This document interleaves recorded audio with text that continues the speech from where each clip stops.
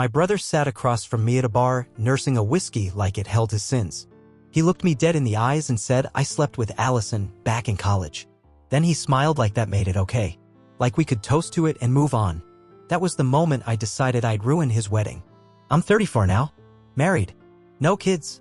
I work in IT consulting, mostly remote, so I have a lot of time to sit with my thoughts. Too much time, really. My brother Matt's 36, a paramedic and engaged to a woman named Natalie. She's nice. Sweet. Trusting. Emphasis on trusting. Growing up, Matt was always the favorite. The confident one. The one who threw the parties and still got praised for taking care of me. I was the quiet one, the tech kid, the one they forgot to pick up once from soccer practice because Matt had a football game the same day. That kind of forgotten. But we were never at odds. Not like some brothers are.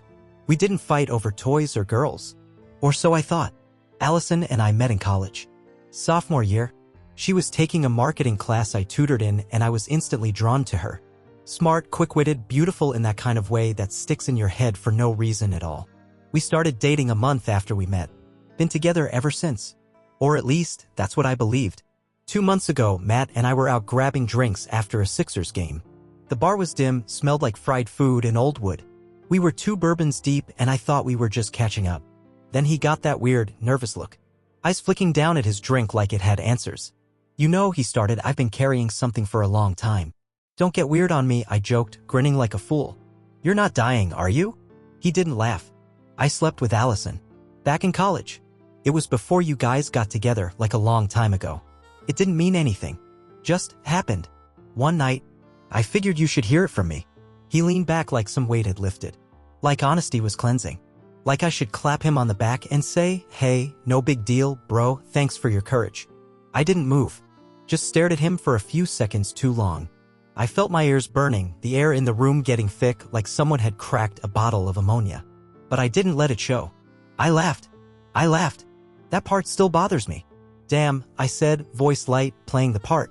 You serious? Well, whatever, man. That was a long time ago. Exactly, he said, relieved. I knew you'd be cool about it. Cool. What he didn't know was that I'd be cold. Ice cold. I smiled, raised my glass, clinked it against his. To the past, I said. But in my head, I wasn't thinking about the past. I was already planning the future. When I got home that night, Allison was already asleep. Hair tied back. Our dog curled at her feet. Everything looked normal. Too normal. And for the first time, I saw her as something else, something other. I lay down beside her, my heart pounding, and just stared at the ceiling. I didn't ask her. Not that night. I wasn't ready. I needed time. I needed to know how long she'd lied to me. I needed to figure out if she'd known it was my brother. Or if he was lying. Or both. But one thing was clear, I wasn't going to let this slide. Matt thought his wedding in December would be the start of his happy ending. I decided it would be his reckoning instead. I didn't sleep the night Matt told me. I lay in bed with Allison breathing softly beside me, her back turned, our dog twitching in a dream at the foot of the bed, and all I could think about was, did she know? Did she know it was my brother? The memory of Matt's face, relieved, almost smug, played over and over in my head like a bad commercial. The thing that stuck with me most was how he said it like it didn't matter. Like he was confessing to stealing a bite of cake from my fridge, not admitting he crossed the ultimate line. I didn't tell Allison what he said. Not yet. I wanted to see if she'd confess on her own. If something in her eyes would flicker. Guilt? Recognition? Anything. She didn't flinch. The next morning, over coffee, she told me about some minor argument she had with a client at work. Said her stomach had been hurting from stress. I watched her talk calmly, the way I always had, only this time I watched closer. For signs. For cracks. Nothing. If Matt had told the truth, then she'd been hiding this from me for nearly a decade. Lying every day. Marrying me with that lie wedged in her vows like a splinter. And if she could lie like that, so could I. That's when the idea started to form, not fully, but enough to grab onto. Revenge. Not the movie kind with explosions and yelling. No, I wanted subtle. Controlled. Something that would stain the holidays. Something that would stick to Matt's memory of his wedding like blood on snow. I waited a few days before making the first move. I texted Natalie. Me, hey, any plans to go dress shopping again before the wedding? Would love to treat you to lunch after. Just you and me. Natalie, that's so sweet. I actually picked out the dress last month. But I'd love to hang out. Coffee this week. I waited 30 minutes, then replied, even better. Let's do Friday. Natalie had always liked me. Not inappropriately, at least, not that I knew of, but I was the cool brother. The stable one. The listener. She used to say, "You're way more emotionally intelligent than Matt." No offense. I used to laugh. Now I saw it for what it was, an opportunity. We met for coffee on a Friday afternoon just before Thanksgiving. She showed up in a green sweater and jeans, smiling the way someone smiles at someone they trust completely. It made me feel like dirt. And powerful. We talked about her honeymoon plans, Matt's stressful shifts, her worries about the guest list. I listened, nodded, gave thoughtful advice. And then, just as she picked up her drink for the final sip, I tilted my head and said, "You know, he's lucky to have you. I'm not sure he deserves you." She laughed. "Oh, stop it. That's what brothers say when they're trying to sound noble."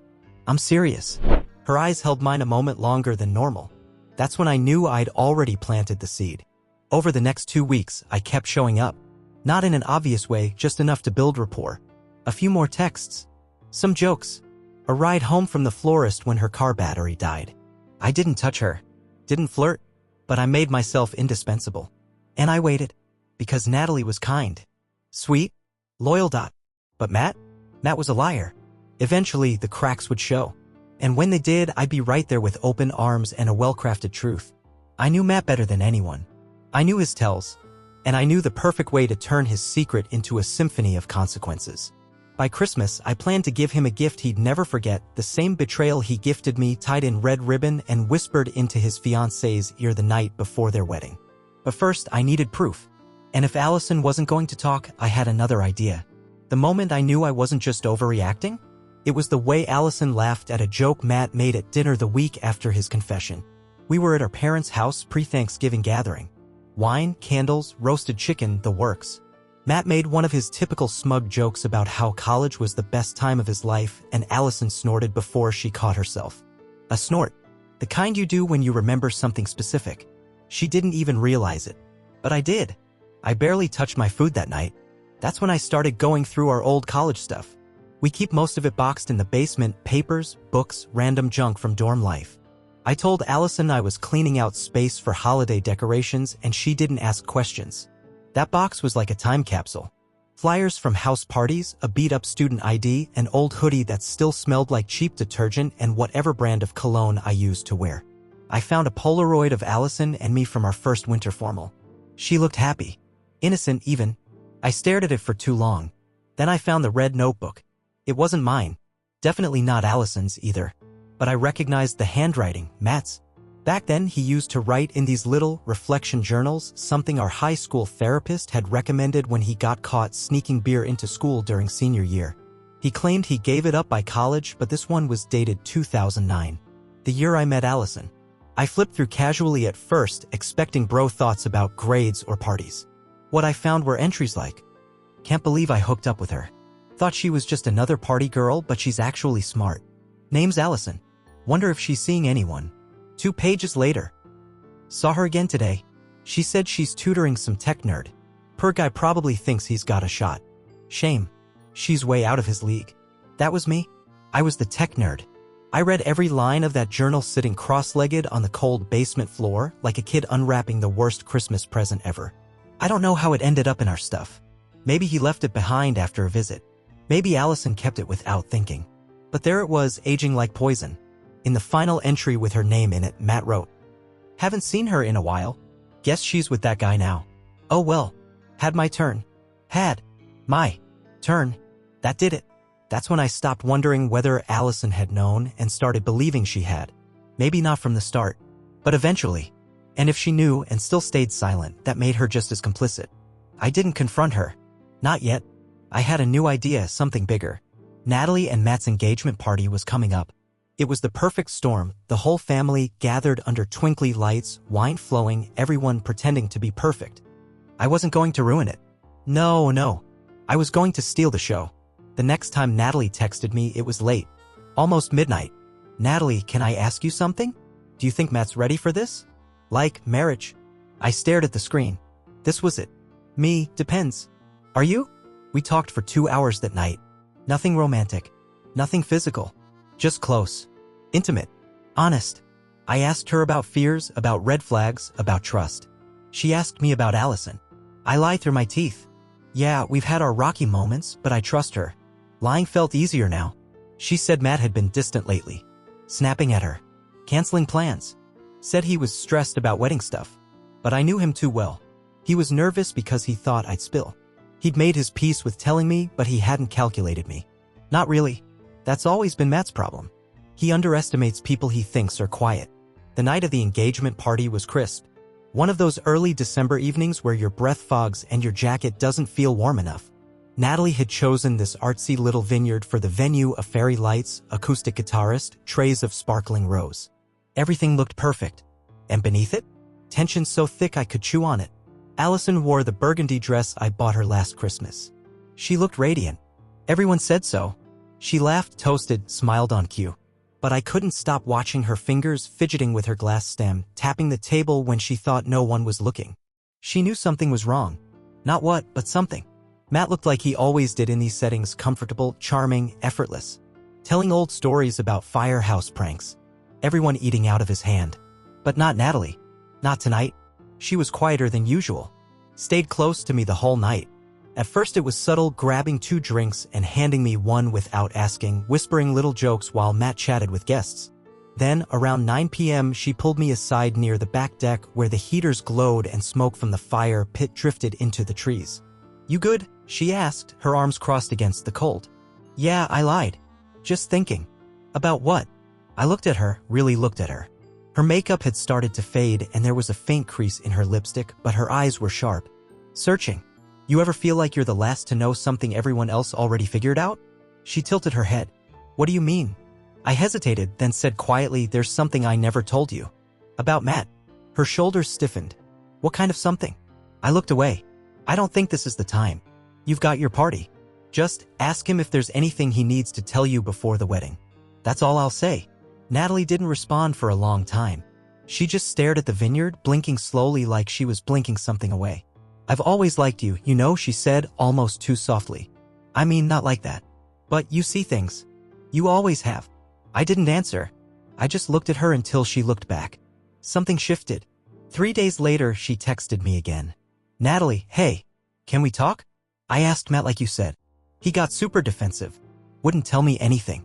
Me, I can tell you. But only if you're sure. She sent back a single word, "Yes."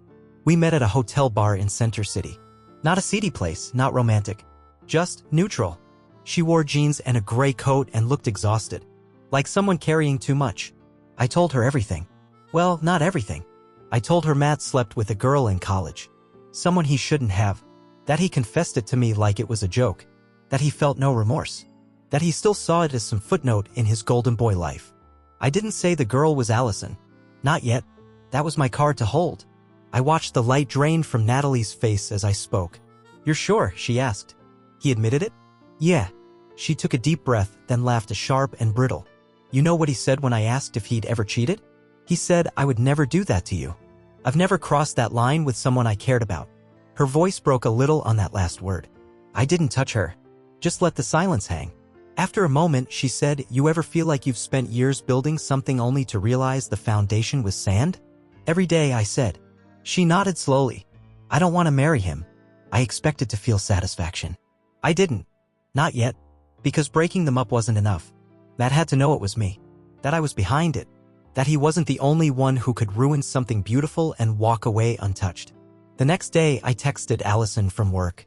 "Me, how well do you remember sophomore year?" It took her a while to answer. "Allison, what? Why?" "Me, because Matt does." Very clearly. I waited. 20 minutes. 30. Then came the call. I let it ring twice before picking up. Her voice trembled. What exactly did he tell you?" That was all the confirmation I needed. It happened at our parents' house. Christmas Eve. The tree was lit. Fake snow lined the windows. My mother had Bing Crosby playing just loud enough to drown out awkward silence, and everyone was pretending we were still one big happy family. Natalie showed up late. She looked beautiful, but wrong. You know that look someone gets when they've already decided something but haven't told anyone yet? Like the decision sitting behind their eyes, waiting for its cue. Matt didn't notice. Of course he didn't. He greeted her with a kiss that didn't land and a wine glass she didn't take. He was too busy telling some old firehouse story again, laughing like he didn't have a single clue the floor was about to collapse beneath him. Allison was unusually quiet. Since the text I sent about sophomore year, she'd been walking around like a haunted doll, stiff, too careful. I hadn't brought it up again. I wanted her to wonder when the axe would fall. Every smile I gave her was another twist of the knife. And still, she said nothing. Dinner started off like it always does, everyone pretending they like each other.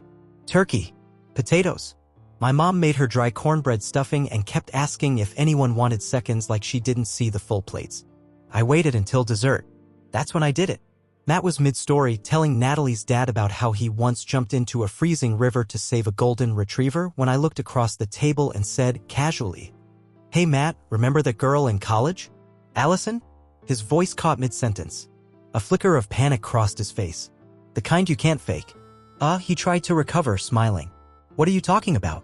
I turned to Allison. He told me. Couple months ago. One night at the bar. Her spoon clinked against her plate. Her hand trembled. Everyone stopped talking. Natalie stared at Matt. "You said it was nobody," she whispered. "You said it was someone random." Matt's mouth opened. Then closed. Then opened again. It was before they were together. I leaned forward. "Yeah. But after I told you I liked her. After I said I was going to ask her out. You remember that part?" Matt's face went pale. "I didn't know you were serious, man." That line. "I didn't know you were serious." My mother put a hand to her chest. "Wait, what is this about?" Natalie stood. Slowly. Carefully. Like she was afraid of falling. "You slept with his wife." "No, it wasn't like that. It was Before they dated, Allison interrupted, her voice sharp and cold. It was before anything official. Everyone turned to her. My mom gasped. "You knew?" I asked, eyes locked on hers. Allison froze. "I figured it out later," she said, barely audible. But it didn't feel like it mattered anymore. We were happy. Were we? I stood up. I don't even remember doing it. The room felt like it had tilted sideways. "You both lied. For a decade. I married you and you never thought I deserved to know." "It was college," Matt said again, weak now. "People make mistakes." Natalie looked at him like he was a stranger. "My mistake," she said, "was thinking you were honest." She pulled off her ring. No theatrics. No screaming. Just slid it off and set it gently on the table. "I'm not marrying you," she said, then turned to me. "Thank you." And then she left. Matt didn't follow. No one said a word for a full minute. Then Allison got up too. She didn't cry. She just walked out. And I stood there, surrounded by people who thought they knew us. I drove home alone that night. When I got there, the house was dark. Her car was gone. Her closet half empty. I guess she'd already packed a bag. I sat down at the kitchen table and stared at the silence. And that's when I realized I wasn't angry anymore. I felt clean. I wish I could tell you I celebrated after that night. That I felt triumphant. Vindicated. Like I'd won. But the truth is, when the storm finally passed, I didn't feel anything at all. Not joy. Not sorrow. Just silence. The kind that fills your house after someone leaves and takes their scent with them. The kind that makes even the refrigerator hum feel loud. Allison didn't come home the next day. Or the one after. She left her key in a little ceramic dish by the door, the one I made in a college pottery class I took just to spend more time with her. I guess even her exits had to be poetic. No note. No explanation. Just gone. Matt tried to call once. I let it ring. Then he texted, "I'm sorry. You didn't have to do that in front of everyone." I stared at that message for a long time. Not because I didn't know what to say, but because it confirmed exactly who he was. Didn't have to do that in front of everyone. Not, "I'm sorry I hurt you." Not, "I can't believe I betrayed my own brother." Nope. Just, "You embarrassed me." I didn't respond. Natalie did reach out about a week later. She asked if I was okay, said she'd found a short-term rental near her sister's place and that she was going to spend time healing. Her words. Not mine. I wished her peace. We talked a few times after that. Nothing heavy. Just two people who knew too much and shared a quiet understanding. She asked if I wanted to grab lunch before she moved out of state. I said no. Because I knew if I saw her again, I'd start rewriting things in my head, convincing myself maybe there was something there. Maybe fate. Maybe karma. But the truth is, we were both bruised, and bruises don't build foundations. You know what surprised me most? How nobody else in the family brought it up. It was like they had collectively decided to black it out. My mom sent me a text a few days later, "I hope you're okay. Let's not dwell. Families fight. We forgive." No, Mom. Families lie. And I didn't ask for forgiveness. I asked for truth. It's been 3 months. The house feels too quiet, but I'm getting used to it. I changed the locks. Donated the wine glasses we got as a wedding gift. Sold the couch she loved and bought a beat-up leather one that smells like someone else's story. Matt's wedding was supposed to be 2 weeks ago.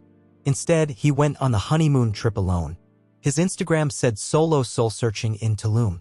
A photo of him shirtless with some vague quote about growth. Allison? I heard she moved in with a friend from work. She hasn't tried to reach out. No letters. No dramatic doorstep monologues. Just silence. I kept waiting for the moment I'd miss her. That twist in the gut. The grief. But it never really came. Maybe because I spent too many years loving a version of her that never existed. Maybe because once trust is shattered, love becomes something hollow you can't refill. Last week, I walked into my favorite bookstore and picked up a novel for the first time in years. I sat in the corner, ordered a black coffee, and just read. Nobody knew who I was. Nobody expected anything from me. And for the first time in a long time, that felt like peace. There's no big twist to the story. No dramatic reconciliation. No punchline. Just this. Sometimes the best revenge is truth. Sometimes the best closure is silence. And sometimes the people who break you are the ones who taught you how to rebuild. Slower. Smarter. Stronger. Brick by brick.